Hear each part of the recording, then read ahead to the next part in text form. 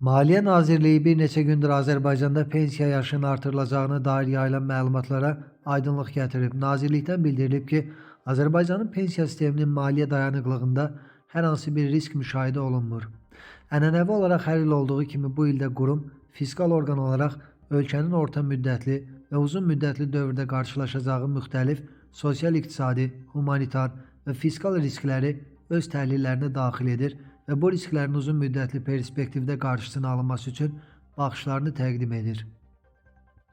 Nazirlik tərəfindən dərc olunmuş orta müddətli xərclər çərçivəsi sənədinin orta və uzun müddətli risklərin qiymətləndirilməsi bölməsində qeyd edildiyi kimi, hazırda ölkəmizdə orta müddətli dövrdə fiskal dayanıqlıq, o cümlədən pensiya sisteminin maliyyə dayanıqlığında vəziyyət qənaətbəxşdir və hər hansı risk əlamətləri müşahidə olunmur.